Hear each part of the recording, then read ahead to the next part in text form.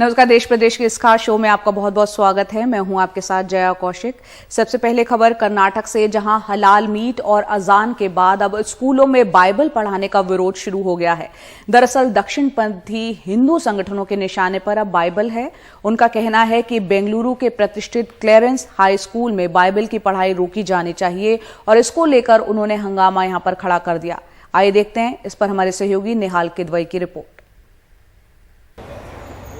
हिजाब मामले पर स्कूल की डेवलपमेंट कमेटी के दिशा निर्देशों का सख्ती से पालन करने की वकालत करने वाले दक्षिणपंथी हिंदू संगठन क्रिश्चियन स्कूल में बाइबल पढ़ाए जाने के खिलाफ खड़े हो गए। इस मामले में यह संगठन स्कूल डेवलपमेंट कमेटी के फैसले से सहमत नहीं।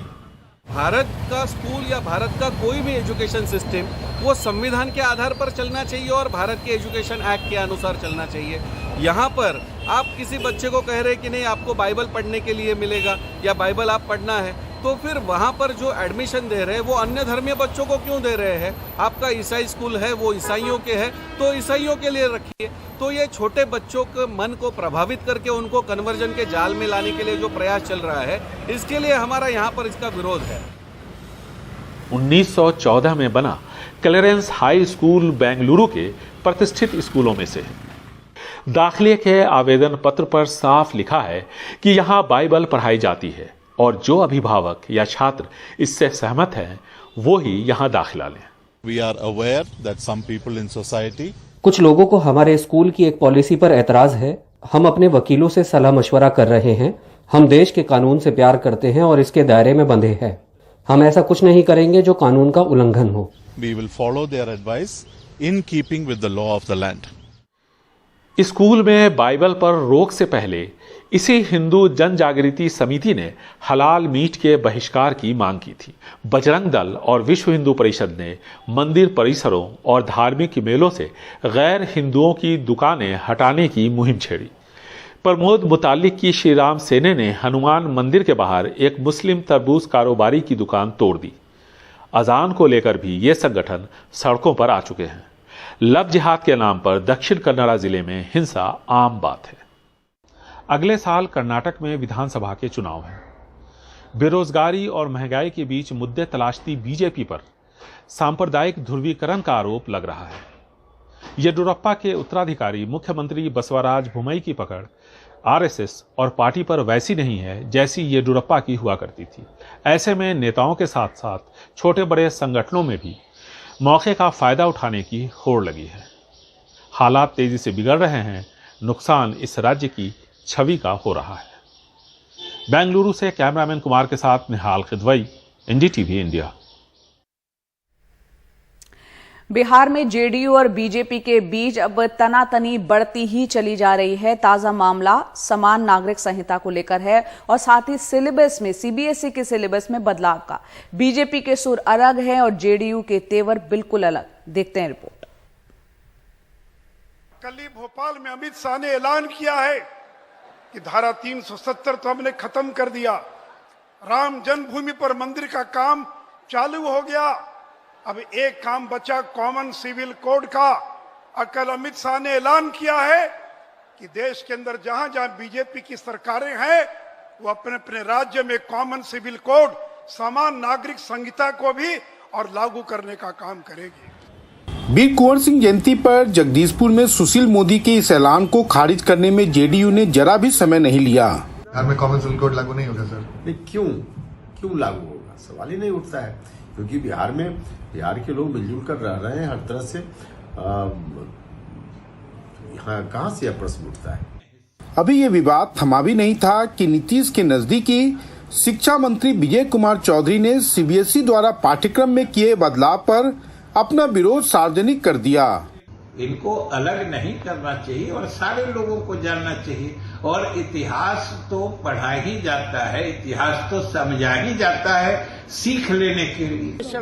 वहीं विपक्ष राष्ट्रीय जनता दल ने इन दोनों मामलों में जनता दल यूनाइटेड के विरोध का कुछ इस अंदाज में समर्थन किया।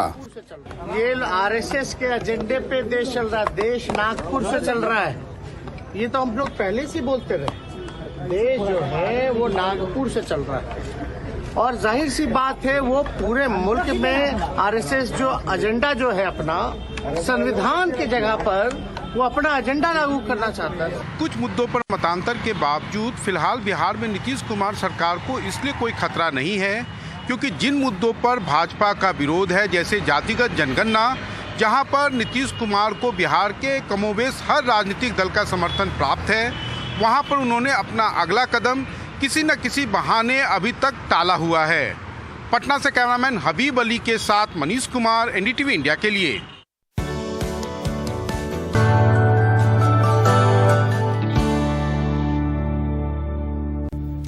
गुजरात से कांग्रेस समर्थित निर्दलीय विधायक जिग्नेश मेवाणी को एक मामले में जमानत मिलने के बाद तुरंत ही दूसरे मामले गिरफ्तार कर लिया गया।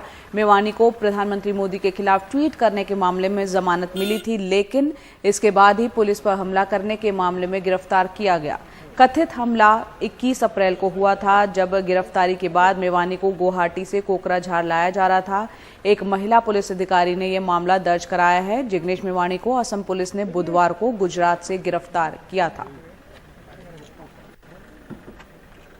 हम इस वक्त हैं बरपेटा जिले में और ये है बरपेटा का सदर पुलिस स्टेशन, जहां पे जिग्नेश मेवाणी जो कि गुजरात के एमएलए हैं उनको कोकराझार से लाया गया है। कोकराझार में उनके विरुद्ध जो केस था उसमें उनको बेल मिल गया है, मगर अब उनको प्रोडक्शन वारंट में बरपेटा लाया गया है और पुलिस सूत्रों के मुताबिक को कोर्ट में बरपेटा में प्रोड्यूस किया जाएगा और उनके विरुद्ध एक नया मामला दर्ज किया गया है जो कि 21 तारीख को दर्ज किया गया था और उसमें पुलिस का ये मानना है उन्होंने इस कुछ दिनों में जो प्रिलिमिनरी इन्वेस्टिगेशन है वो किया। इसके बाद उनको प्रोडक्शन वारंट में लाया गया है, उनको शोन अरेस्ट दिखाया गया है, टेक्निकली जिसे शोन अरेस्ट कहा जाता है। और ये जो मामला है, ये मामला जो दायर हुआ है बरपेटा के बरपेटा रोड पुलिस स्टेशन में, जिसमें कि जिग्नेश मेवाणी के ऊपर आउटरेजिंग मॉडेस्टी ऑफ वुमेन और assaulting public servant while on duty, ये सब धाराएं लगाए गए हैं आईपीसी के। और ये जो मामला जो दर्ज किया गया है ये